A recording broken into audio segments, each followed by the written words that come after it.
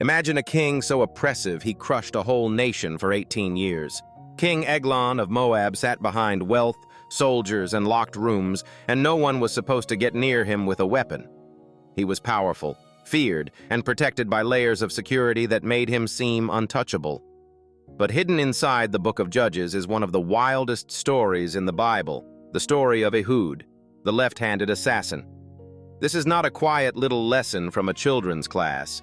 This is a political thriller, a spy mission, and a mystery built around one simple idea. The thing that made Ehud look weak was the very thing that made him dangerous. To understand why this mission mattered, you have to start with the pressure Israel was living under.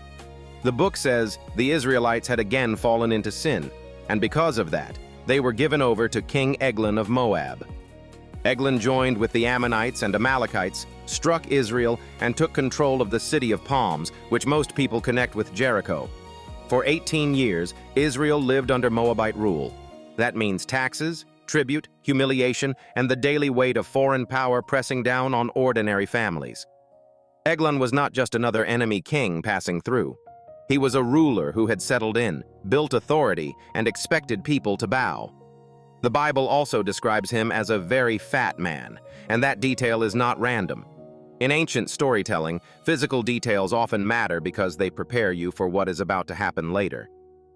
Eglon is presented as huge, comfortable, and secure, a man who probably believed his own size and status made him impossible to challenge. Now think about how a subject people would approach a king like that. They did not just wander into the palace and ask for a private meeting. They came under control, under watch, and usually for official business. In this case, Ehud is the man chosen to deliver tribute. Tribute sounds polite, but it really means forced payment to the ruler who dominates you. It is money, goods, and submission wrapped together. A tribute mission would be public, formal, and heavily watched. If anyone wanted to kill the king, this would be one of the few ways to get physically close, but it would also be one of the hardest moments to smuggle in a weapon. Guards knew what to look for. In the ancient world, a right-handed man usually carried a sword on his left side so he could draw it across his body with his stronger hand. That pattern mattered. Security works best when people behave in expected ways, and that is exactly what Ehud understood. Judges introduces him with a detail that sounds small until you realize it changes the whole story. Ehud was left-handed. The Hebrew wording can also suggest that his right hand was restricted, limited, or not the hand he relied on. In that culture, that would not have looked impressive. It could have been seen as a limitation, maybe even a defect. But for Ehud, it became the opening nobody else saw. He made himself a double-edged dagger about a cubit long, which is roughly 18 inches, and he strapped it to his right thigh under his clothes. That placement is the key to the whole mission. If guards searched him in the normal way, expecting the normal draw of a right-handed man, they would focus on the left side. The danger would be on the wrong side, hidden in plain sight. Ehud's difference became camouflage. He did not get past security by looking strong. He got past security by letting everyone misread him. That is what makes this story feel so modern. It is not only about courage, it is about reading the system better than the people who built it. Ehud understands habit, expectation, and human blindness. Powerful people often think they are safe because they control the room, but they are usually safest only against the threats they already know how to imagine. Eglon and his men knew how to watch for a soldier. They did not know how to watch for a man whose body and method broke the pattern. So Ehud delivers the tribute. He enters as a servant from a conquered people, not as a warrior charging a gate.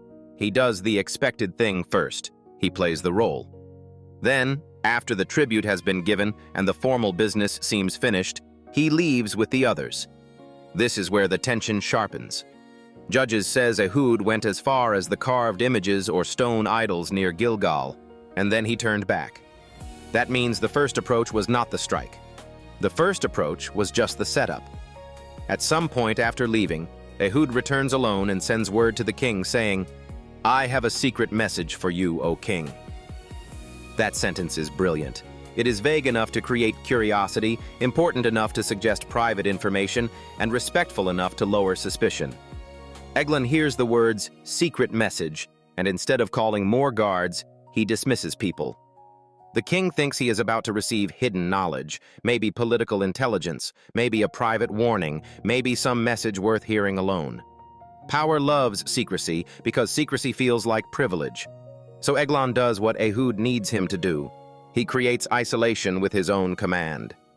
The two of them are now in the upper room, a private, cool chamber on the roof, with the king rising from his seat. Ehud says he has a message from God for him. Whether Eglon expects prophecy, diplomacy, or some solemn announcement, he is no longer treating Ehud like a threat. He is leaning in. And then the whole plan moves in a second.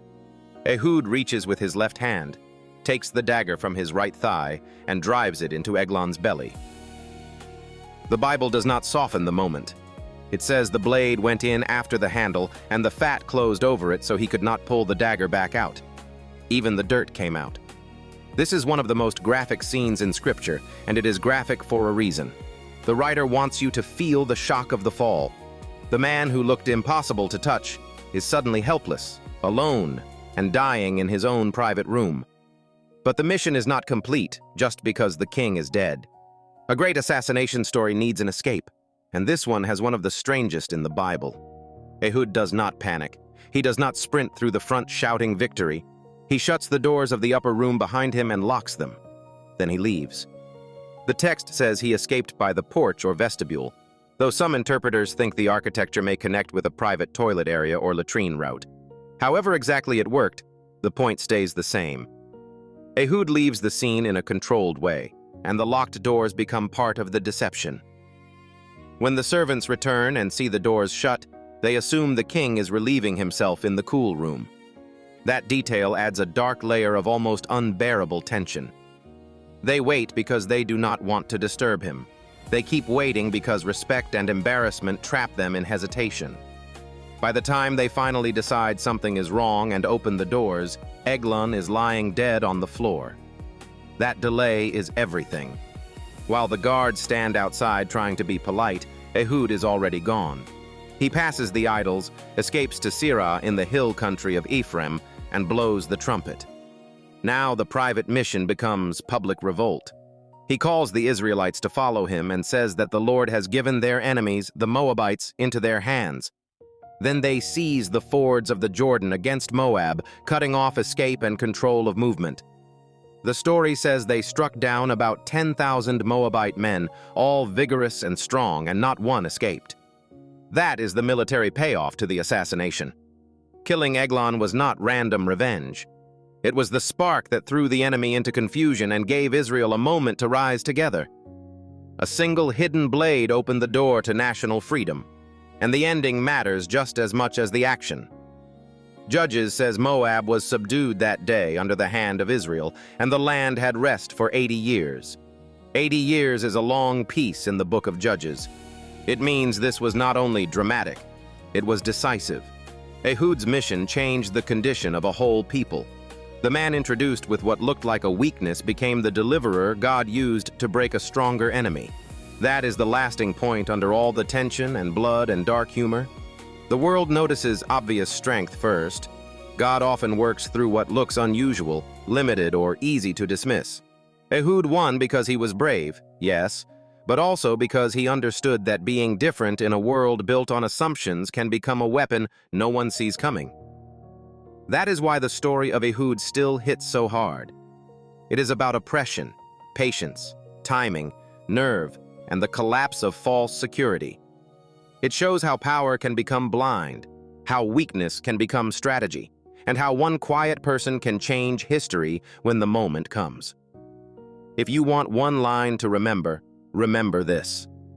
The hand they ignored was the hand that set a nation free.